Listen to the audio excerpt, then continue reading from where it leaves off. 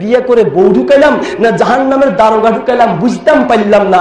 আমি বউ চালামু, উল্টা বউ আমারে চালায়, আমি বউ চালামু, বউ উল্টা আমারে চালায়।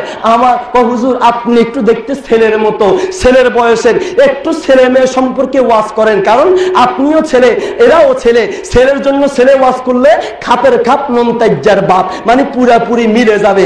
মুসলমান আমি বললাম ছেলে মেয়েদের জন্য ওয়াজ করার পূর্বে, স্ত্রীর জন্য ওয়াজ করার পূর্বে আপনাকে একটু ওয়াজ করা দরকার আছে।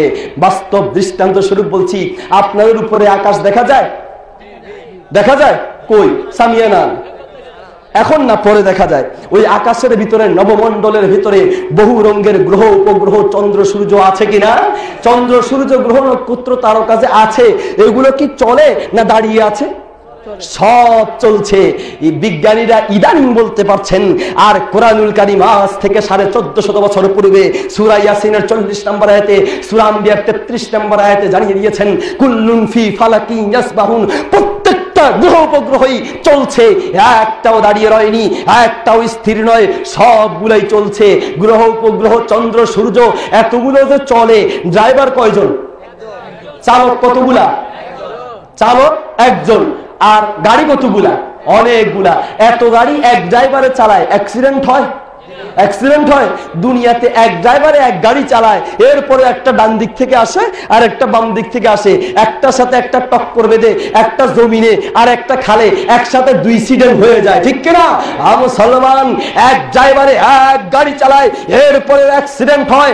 এক আল্লাহ এতগুলো গ্রহ উপগ্রহ চন্দ্র সূর্য চালাচ্ছেন, জীবনে কোনোদিন অ্যাক্সিডেন্ট 2 অ্যাক্সিডেন্ট হয়নি। যতটার সূর্য উঠার, যত মিনিট যত সেকেন্ডে উঠার, ঠিক ততটা কত মিনিট তত সেকেন্ডে সূর্য উদিত হচ্ছে। 1 সেকেন্ড 1 মিনিট পর্যন্ত দেরি করছে না। ওখানে আল্লাহর হুকুম আছে, আল্লাহর বিধান চলে। ওখানে কোনো মন্ত্রী মিনিস্টার আর মানুষের বিধান চলে না। ওখানে কোনো আব্রাহাম লিঙ্কনের বিধান চলে না। ওখানে কোনো ইহুদি খ্রিস্টানের বিধান চলে না। ওখানে আল্লাহর বিধান চলে। যেখানে আল্লাহর বিধান চলবে সেখানেই শান্তি থাকবে। তোমার স্ত্রীকে আল্লাহর বিধান দাও, তোমার সন্তানকে আল্লাহর বিধান শিক্ষা দাও। তোমার স্ত্রী আর তোমার সন্তান কোনোদিনও তোমার সাথে বেয়াদবি করবে না। তোমার স্ত্রীকে আল্লাহর বিধান দাও, দেখবে ওই স্ত্রী থেকে শান্তি পাবে, ওই স্ত্রী থেকে অশান্তি পাবে না। তোমার স্ত্রী তোমাকে জ্বালাতন সৃষ্টি করছে, তোমার স্ত্রী তোমাকে জ্বালাচ্ছে, কষ্ট দিচ্ছে, তোমার সাথে সাপের মতো ব্যবহার করছে, এর মূল কারণ হচ্ছে তোমার স্ত্রীকে তুমি দ্বীন শিক্ষা দাওনি। শুনুন শুনুন, ভালো করে মনে রাখবেন। বুখারী, সহিহ বুখারীর 2য় খণ্ডের 783 নম্বর পৃষ্ঠায় একটি হাদিস রয়েছে। আল্লাহর রাসূল সাল্লাল্লাহু আলাইহি ওয়াসাল্লাম বলেন, কুল্লুকুম রাঈন ওয়া কুল্লুকুম মাসউলুন আন রাইয়াতিহি। তোমরা প্রত্যেকেই দায়িত্বশীল, তোমাদের দায়িত্বের ব্যাপারে তোমাকে প্রশ্ন করা হবে। আপনার ঘরের ভিতরে আল্লাহর হুকুম দিন, লা ইলাহা ইল্লাল্লাহ, আল্লাহ ছাড়া কোনো মাবুদ নেই। আপনি নিজেও আল্লাহকে মাবুদ মানার চেষ্টা করুন, আল্লাহর বিধান মানার চেষ্টা করুন, আপনার স্ত্রীকেও মানানোর জন্য চেষ্টা করুন, আপনার সন্তানকেও মানানোর জন্য বাধ্য করুন।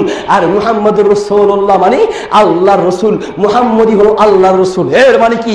এর মানে হচ্ছে আমার জীবনটাকে আমি আল্লাহর রাসূল সাল্লাল্লাহু আলাইহি সাল্লামের তরিকা মতো চালাবো। আল্লাহর হুকুম নবীর তরিকা তো মুখে আছে, স্লোগানে আছে, কিন্তু কাজে কারবারে নাই। আশিক রাসূল দাবিতে আছে, নবীর অনুসরণের দাবি মুখে রয়ে গেছে, কিন্তু বাস্তবে নেই। আপনার কথায় বার্তায় আপনাকে মনে হচ্ছে না যে আপনি আসলে মুহাম্মদুর রাসূলুল্লাহ সাল্লাল্লাহু আলাইহি সাল্লামের তরিকা মানেন। আপনার ছেলেটিকে আপনি যখন বিদায় দিচ্ছেন তখন কি বলছেন? আপনি বলছেন যে বাবা টাটা দাও, বাই বাই দাও। আপনার ছেলেকে আপনি টাটা শিখাচ্ছেন, বাই বাই শিখাচ্ছেন। No never, this is wrong, no never, এই সব চলবে না, দিস ইজ রং, এটা একটি ভুল পদ্ধতি, এটা একটি ভুল পদ্ধতি। আপনার সন্তানকে শিক্ষা দিবেন যে বাবা আমি চলে যাচ্ছি, তুমি বলো আসসালামু আলাইকুম। সন্তানকে আসসালামু আলাইকুম শিক্ষা দিতে হবে। এটাই হচ্ছে নবীর তরিকা, এটাই হলো মুহাম্মদুর রাসূলুল্লাহ সাল্লাল্লাহু আলাইহি ওয়াসাল্লামের তরিকা। আমরা উলামায়ে কেরাম, আমরা আলেমরা, আমাদেরকে যারা অনুসরণ করেন অথবা যারা হাদিস অনুসরণ করেন, তারা তাদের সন্তানদেরকে ঘুম পাড়ানোর সময় বলে, আব্বু তুমি বলো বিসমিকাল্লাহুম্মা আমুতু ওয়া আহইয়া। ঘুম থেকে উঠানোর সময় আমরা দোয়া পড়িয়ে ঘুম থেকে উঠাই, আলহামদুলিল্লাহিল্লাযী আহইয়ানা বা'দা মা আমাতানা, দোয়া পড়িয়ে ঘুম থেকে উঠাই। আর আপনি এত মূর্খ, আপনি আপনার সন্তানকে ঘুম পাড়ান, কুত্তার বাচ্চা ঘুমা, ঘুম থেকে উঠানোর সময় হারামির বাচ্চা তাড়াতাড়ি ঘুম থেকে উঠোস না কা।